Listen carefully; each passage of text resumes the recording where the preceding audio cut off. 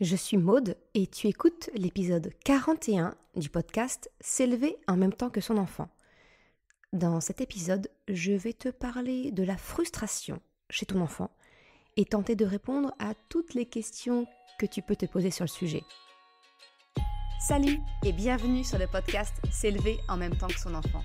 Je suis Maude, coach certifiée chez Mercredi, mais surtout maman de 3 enfants.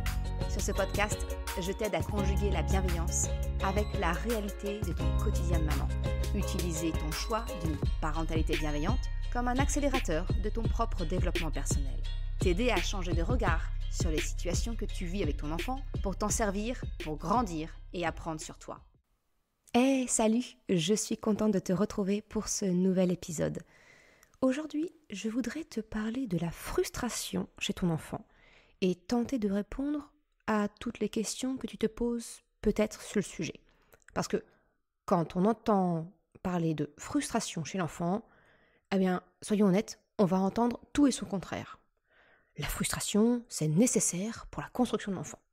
Il faut apprendre la frustration à ton enfant. La frustration, c'est inutile et c'est même nocif pour ton enfant. La frustration, au contraire, est très saine pour un enfant.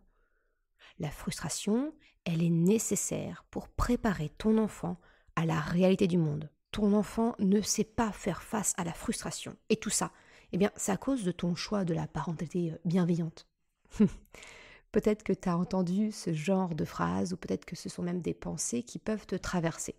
Soyons honnêtes, il y a vraiment de quoi se sentir complètement perdu et avoir le sentiment, de marcher tel une équilibriste sur la frontière, qui est la bienveillance, et qui délimite d'un côté la parentalité autoritaire, classique, de l'autre côté, de celle qui est plutôt laxiste. On a vraiment l'impression que la bienveillance, c'est un fil entre les deux.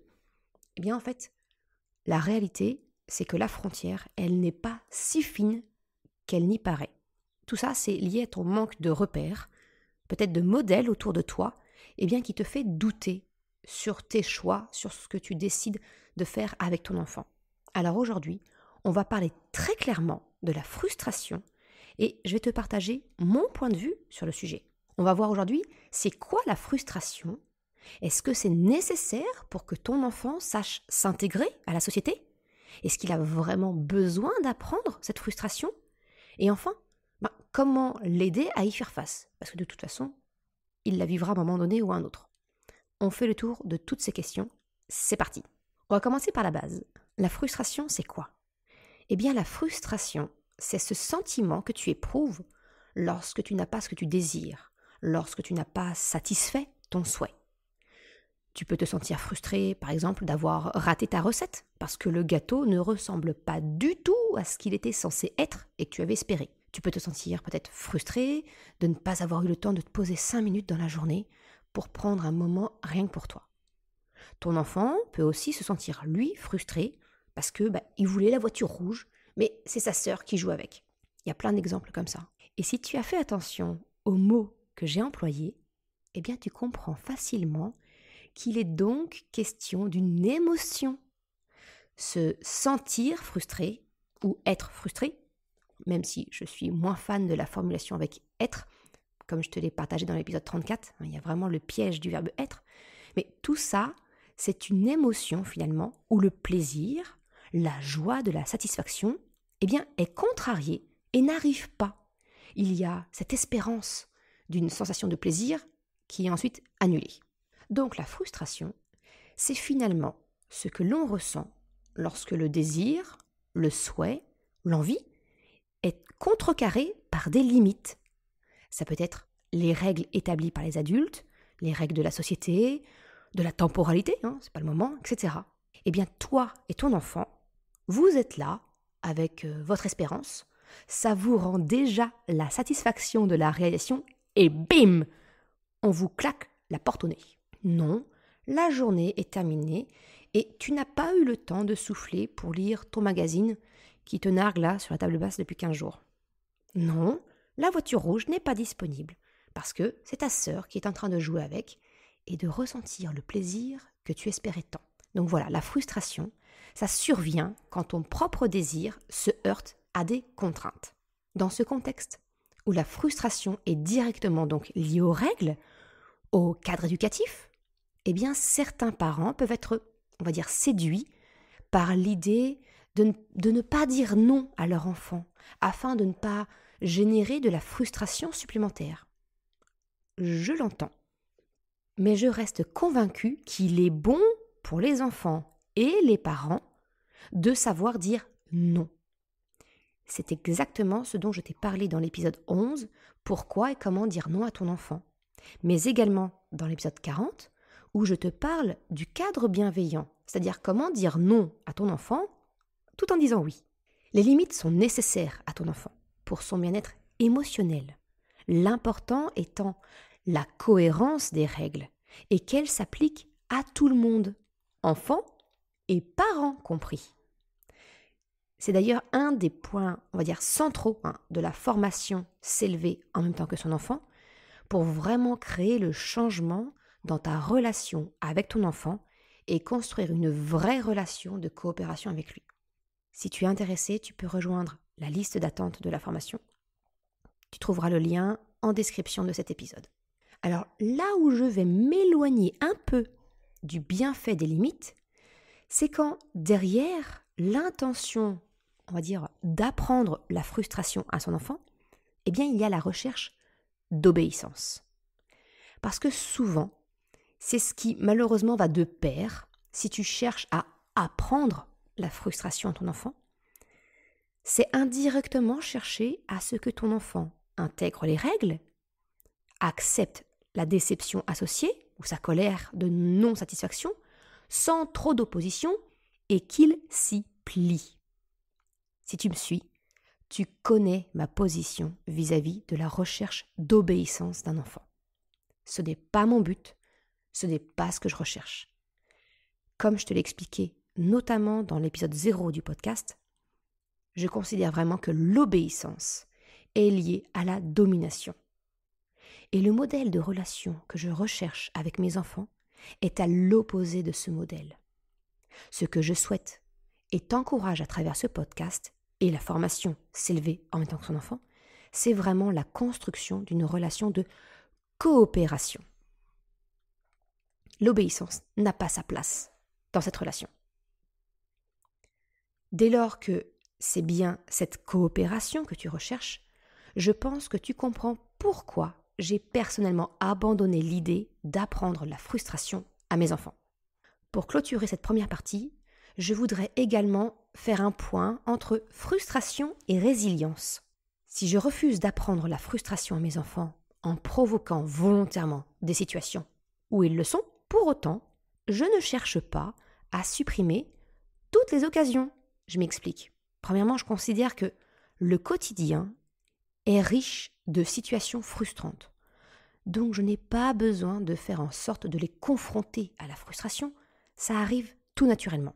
D'autre part, la frustration, elle a également des bénéfices. Car lorsqu'une personne sait faire face à la frustration, qu'elle sait accueillir cette émotion, la verbaliser, l'exprimer, s'y adapter, eh bien, c'est une forme de résilience.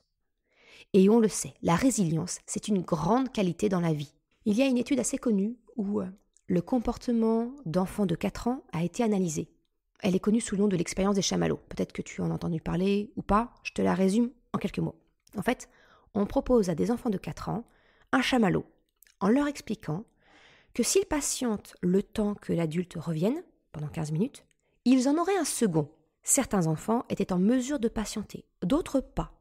Et ces enfants ont été suivis par l'étude pendant une 30aine d'années. Et l'étude a démontré que les enfants qui ont su résister au chamallow avaient par la suite eu de meilleurs résultats scolaires, ils semblaient plus résistants au stress, moins de problèmes d'addiction, etc. Alors, cette étude ne dit pas comment apprendre la frustration aux enfants, mais elle démontre, dans une certaine mesure, que la capacité à gérer sa frustration a un lien avec des compétences cognitives. En gros, accompagner ton enfant dans sa frustration, l'aider à savoir gérer, même si j'aime pas le mot, à gérer ses émotions, ça lui donnera des compétences pour sa vie entière. C'est la définition, même selon moi, de l'intelligence émotionnelle et de ce que je te partage sur ce podcast. Pour autant, je pense que ce n'est pas parce qu'un enfant ne résiste pas au chamallow que sa vie sera foutue.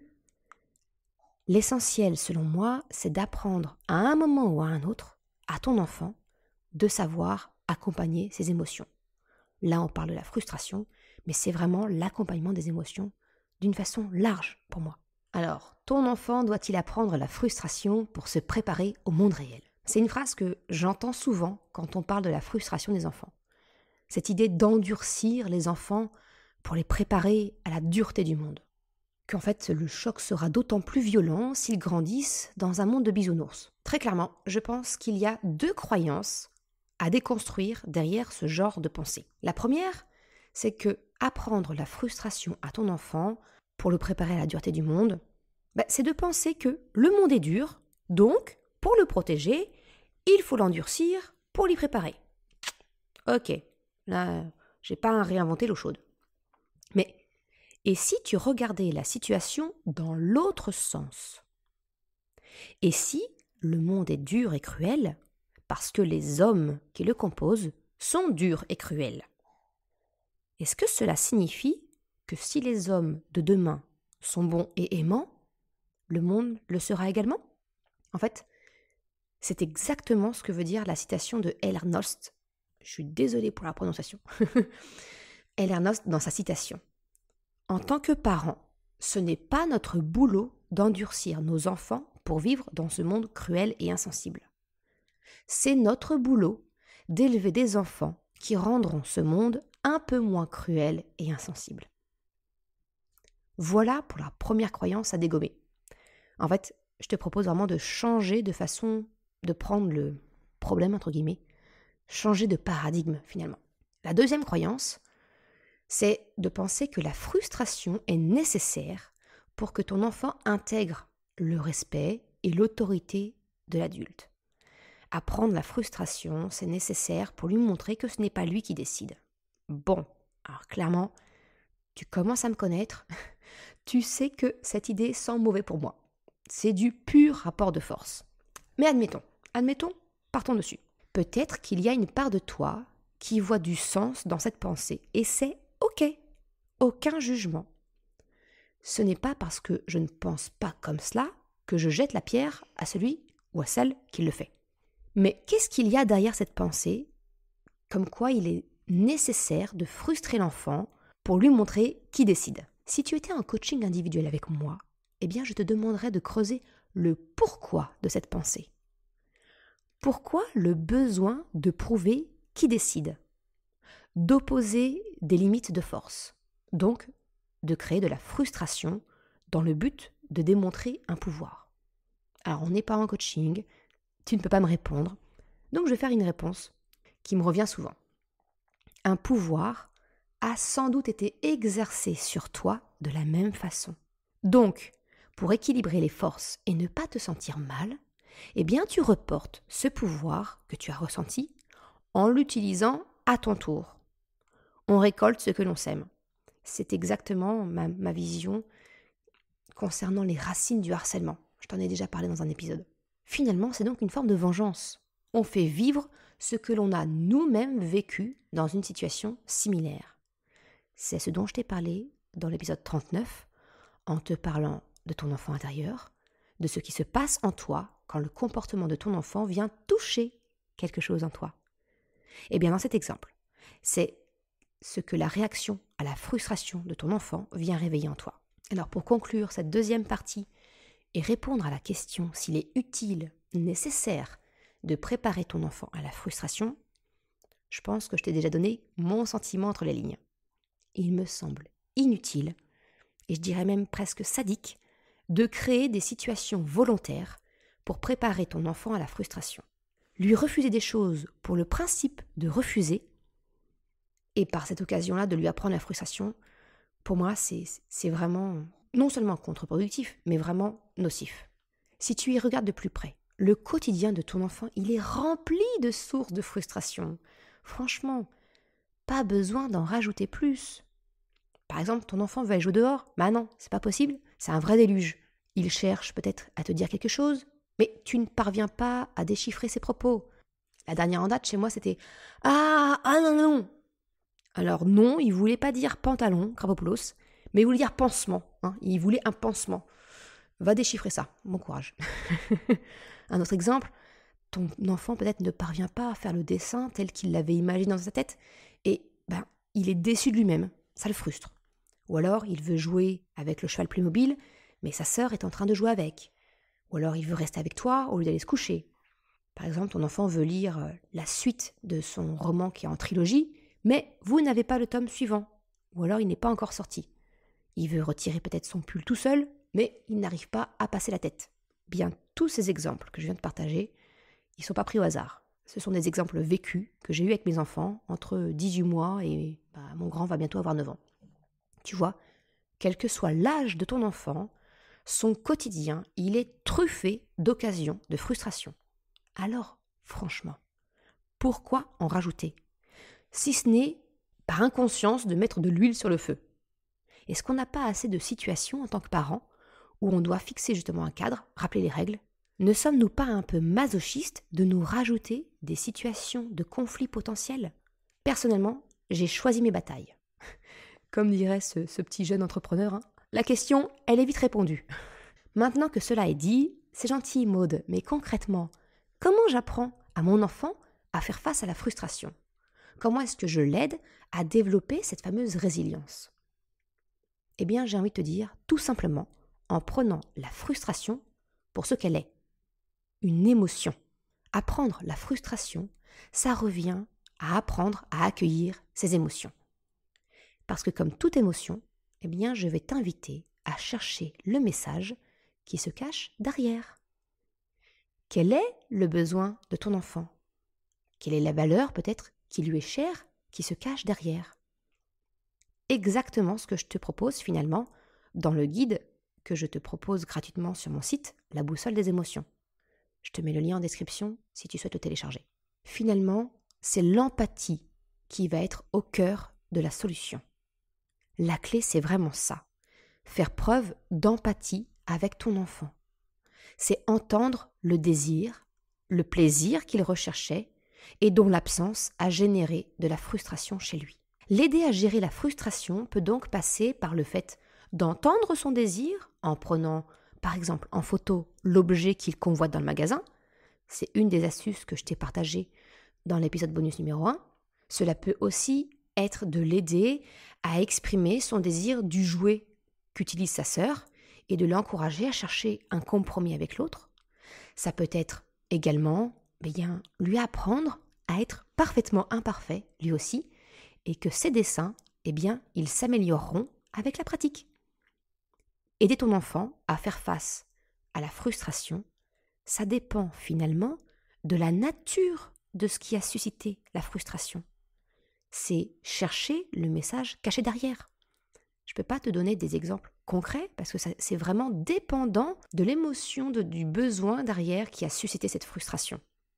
Donc tu le vois, il n'y a pas de solution générique pour la simple et bonne raison que tu n'apprends pas à ton enfant à accompagner ses émotions d'une manière globale, mais bien en fonction de ce qui a suscité l'émotion.